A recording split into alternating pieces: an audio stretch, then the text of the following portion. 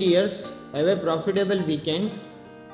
आज वीक का पहला दिन है और हम देखेंगे कि इस वीक में जो है वो गोल्ड क्या कर सकता है। तो पहले हम बात कर लेते हैं फ्राइडे की, जो हमारी फ्राइडे की एनालाइज थी उसके हवाले से। तो फ्राइडे का हमारी एनालाइज थी कि अगर तो ये 1960 के ऊपर अगर H4 क्लोज करता है तो ये हिट करेगा 1929 को, और अगर ये इसको प्रॉपर टेस्ट करता है और सेल क्लोज करता है तो ये 1899 तक नीचे की तरफ मूव होगी। तो यहाँ आप देख सकते हैं कि इस कैंडल में जो है वो ब्रेक किया इसने, ऊपर की तरफ शेडो ब्रेक किया, इसको लेवल ब्रेक किया, और यहाँ पर जो है वो इसका क्लोज हुआ 1960 से ऊपर H4 क्लोज हुआ, और उसके बाद आप देख सकते हैं कि इसने अपनी जो मूव थी वो कंप्लीट की, और उसके बाद जो है वो 25 पे क्लोज दिया। तो ये थी हमारी फ्राइडे वाली, लास्ट फ्राइडे वाली जो एनालाइज थी उसका रिज़ल्ट, और किस तरह जो है वो यहाँ से ट्रेड लेनी चाहिए थी, किस तरह काम करना चाहिए था, चाहे न्यूज़ हो या फंडामेंटल के अंदर किसी तरह की भी हो। आपको सिर्फ लेवल ही देखने, जैसा मैं कहता हूँ कि मैं फंडामेंटल फॉलो नहीं करता, और अगर फॉलो नहीं करता तो उसका रीज़न भी आप लोगों के सामने है, सब आप खुद देख सकते हैं कि ये जो है वो क्या हुआ। हालांकि ये न्यूज़ की मूव है, ठीक है, ये क्लोज नहीं था 1960 से आपको H4 का, लेकिन H1 के क्लोज लगे हुए थे। तो जैसे ही न्यूज़ आई है तो इसने जो है वो जाके 1927 तक 7 से लेकर 1929 का एरिया टच किया है।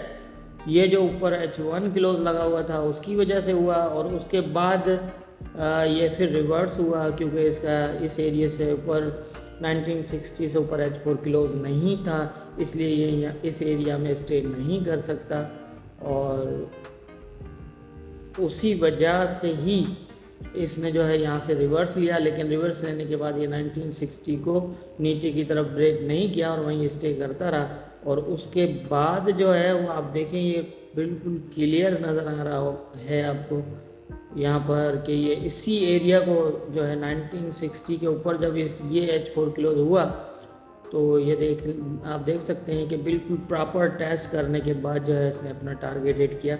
ये है हमारी एनालाइज और लेवल और कन्फर्मेशंस।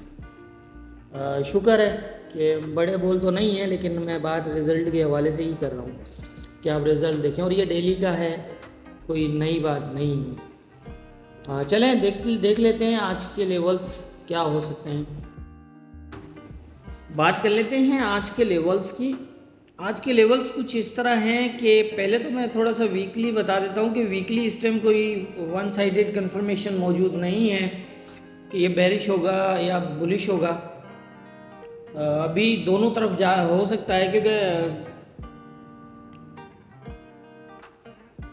इसने जो वीकली एरियाज़ हैं वहाँ पर जो है वो नीचे और ऊपर दोनों साइड पे शेडो दिए हुए हैं, कोई क्लोज नहीं है डे में जो है वीकली लेवल्स को ब्रेक किसी भी तरफ, दोनों तरफ कोई क्लोज नहीं है, दोनों तरफ शेडो है। इट मीन्स के मेरा ये ख्याल है कि फ़िलहाल कुछ नहीं कह सकते कि यहाँ से बेरिश होगा या बुलिश होगा।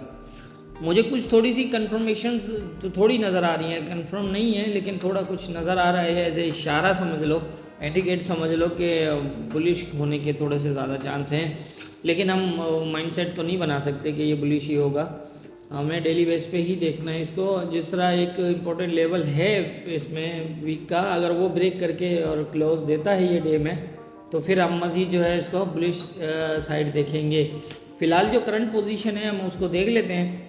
करंट पोजीशन के मुताबिक ये है कि अगर गोल्ड यहाँ से स्टे करता है, ये 22 से लेकर 18 का एरिया जो है ये, तो यहाँ से एक अच्छी बाइंग मिल सकती है, ठीक है। ये इम्पोर्टेंट है 1930, अभी तक इसके ऊपर H4 क्लोज नहीं है, इसलिए मैं ज़्यादा ऊपर की बात नहीं कर सकता, लेकिन H1 का क्लोज है, लेकिन H1 के क्लोज से कोई फ़र्क नहीं पड़ता। यहाँ पर अगर ये क्लोज करता है H4 का, तो फिर आप इसको इस तरह से देख सकते हैं, और ऊपर की साइड आप 39 तक की ही देखिएगा इसको, क्योंकि लेवल तो वो ऊपर लगा हुआ है लेकिन वो मेजर है, और 39 से ऊपर ये इस तरह सीधा नहीं जाएगा, 39-40 से ऊपर ज़्यादा ऊपर नहीं जाएगा। यहाँ से इसको तकरीबन जो है ना वो ये एरिया ब्रेक कर सकता है एज शेडो ब्रेक करके, लेकिन रिवर्स होगा। यहाँ पर आप बाय में वेट मत करिएगा। एक ये पोजीशन हो सकती है। दूसरी जो पोजीशन है वो कुछ इस तरह है कि हम नीचे की मतलब देख लेते हैं पोजीशन के नीचे क्या हो सकता है।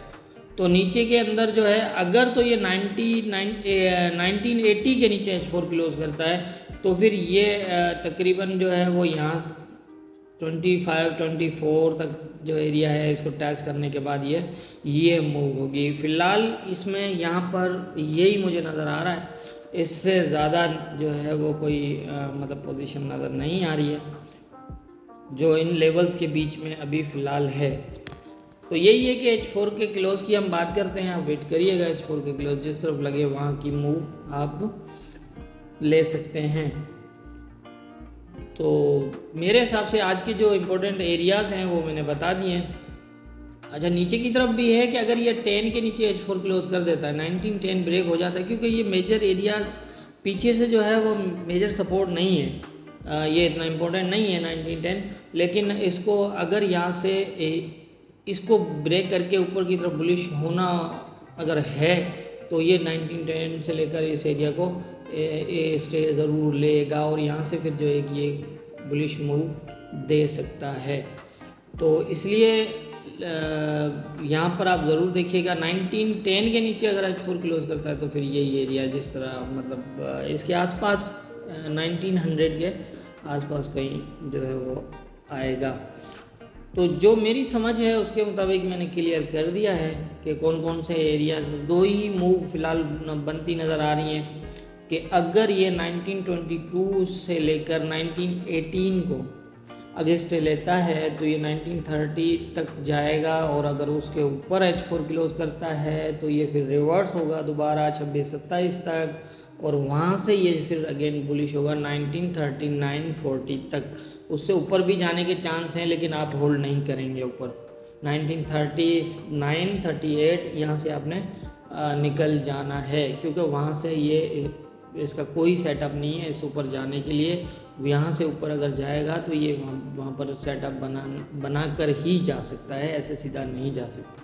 और अगर 1918 के नीचे H4 क्लोज हो जाता है तो ये 25-24 को टेस्ट करने के बाद 1910 तक रिवर्स होगा। तो आज के लेवल ये थे जो मेरी समझ है उसके मुताबिक, बाकी होना क्या है वो ऊपर वाला ही बेहतर जानता है। दुआओं में याद रखिएगा।